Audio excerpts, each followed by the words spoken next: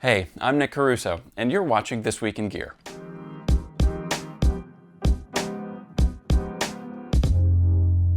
If this is your first time joining us, This Week in Gear is a weekly show that covers the top product news and reviews from GearPatrol.com. Now, there's plenty more to see and read about on the website and on our social channels, but this is a great place to start, and you can find us here on YouTube every week, so subscribe if you never want to miss an episode. In this week's episode, in just a few minutes, I'm going to be talking about the 9 favorite watches from American watch brands, and then before that, we'll cover just a few of the week's headlines that you don't want to miss. Now, if you want to know any more information about anything we talk about in this week's episode, check the description below for links to our online coverage. And if you're willing, and I hope you are because we'd love to hear from you, make sure you just register in the comments below. Say hi, say what you're thinking, give us some reactions to the stories, and tell us what kinds of things you want us to cover in the future. For now, let's get started. Our first headline is actually an op-ed penned by editor Will Price titled, "Dear Whiskey Drinker, Drink Your Damn Whiskey." Drink your good whiskey, and now. It's unlikely any bottles we have are so unique that they are massively valuable, and what better time than now to sip on some very fine escapism. Read all his advice after the jump below. Our next headline is actually a roundup of products, and it will strike very relevant to those of you who have a very safe and open place to go for a day hike right now, and it is 9 technical shoes that are secretly great for day hikes. These are approach shoes, footwear that feature performance attributes you'd find on full-fledged hiking boots, but come in low-top silhouettes. They are at once hiking boots, trail runners, and climbing shoes all in one, and they're a perfect one-stop shop for day hikes of any kind. On our list, you'll find approach shoes from brands like Arc'teryx, Black Diamond, and La Sportiva that cost about $100 to $250. Last headline, the Ford Mustang. It's the most popular sports car in America for several years running, and if rumors are to be believed, the next generation, which is due out in just a couple years, will be unlike any muscle car in history. There's no denying that the Ford Mustang is a reigning champ among pony cars. It always has been, it is now, and depending on its future evolutions, always will be. We picked up a story from the publication Autocar, which claims to know of rumors that a hybrid V8 all-wheel drive Mustang is in the works for the next generation. Autocar says the next-gen Mustang, due out in a couple years, would get V8 power to the rear wheels and electric motors to spin the fronts. There's no doubt that hybrid all-wheel drive provides impressive performance, but in a Mustang? Our automotive editor Will Sable Courtney parses through all the possibilities, so read his story below. And now for our top story, American watch brands. Until recent years, American watch brands had remained relatively dormant in America since World War II. At that time, watch brands, like many other companies, had to turn over their manufacturing prowess to the war effort. And in recent years, brands like Shinola have re-emerged and re-blossomed America's watchmaking history, and it's created brands both large and small, and what started as just a few nascent brands has turned into a huge plethora of choices out there. So there's a lot to choose from, but we narrowed it down. These are our 9 favorite timepieces from American watch brands.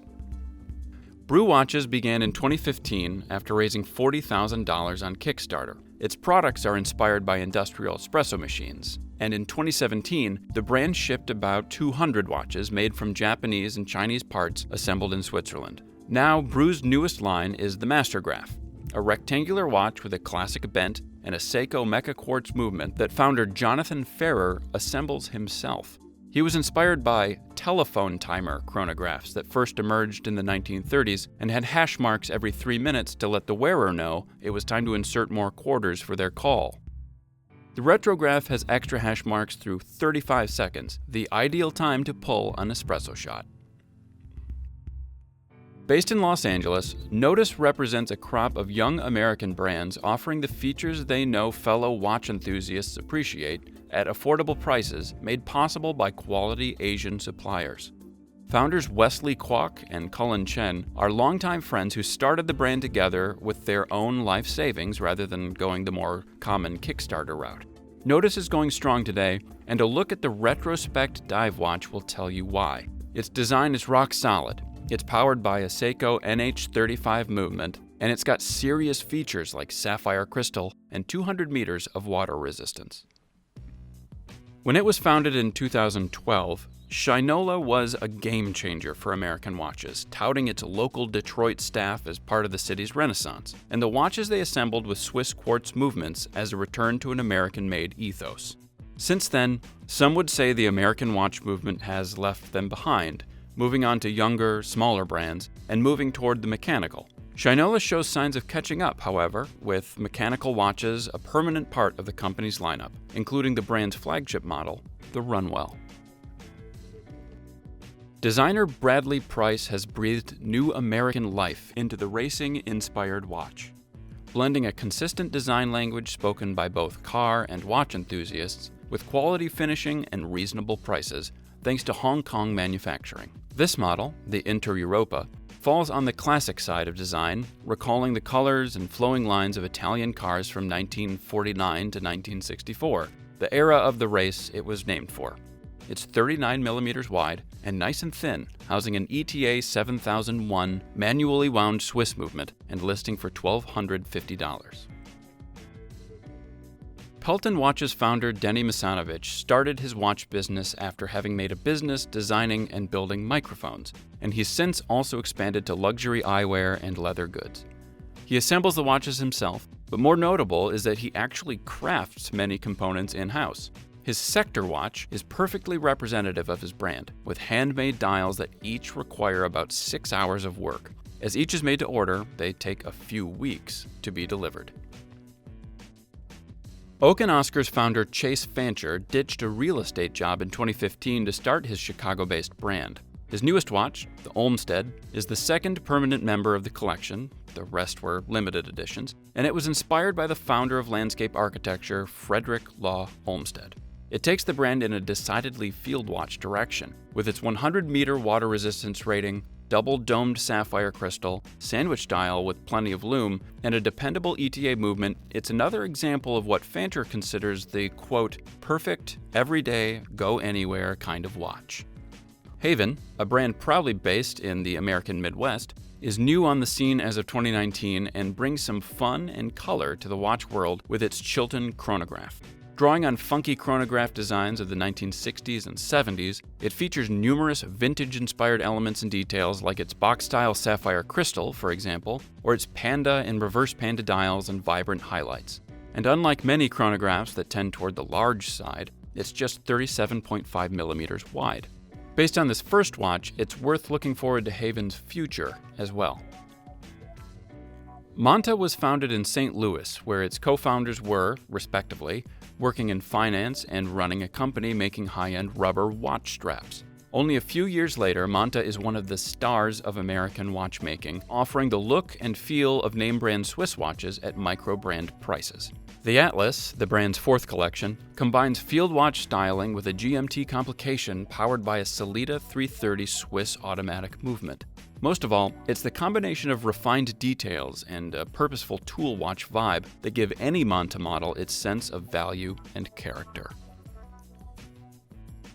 Vortic Watch Company's founder R.T. Custer says, "We hope to remind everyone that the United States used to be the world's superpower of watchmaking." His company has found a unique way to prod that memory. Each of his brand's watches is centered around an antique pocket watch movement, dial, and hands, refurbished and placed inside a custom-made case. The Railroad Edition uses only refurbished railroad-grade watches made by American companies like Elgin, Waltham, and Illinois. The watches are huge, of course, each around 51 millimeters, and though they're all different, each is chock full of American watchmaking heritage contained within its display case back. Next, I'm going to turn it over to my colleague Meg Lappy, who is going to discuss next week's Instagram Stories schedule. Hey guys, I'm here to bring you everything that's going on at Gear Patrol Social next week. So first up, on Monday, we've got a beautiful magazine story that we've turned into an Instagram story. It's all about 8K TVs. If you're thinking about buying one, we've got everything you need to know. Tuesday, we're bringing back What's on My Desk. This time it's with yours truly. I'll be sharing everything I use to get by at home.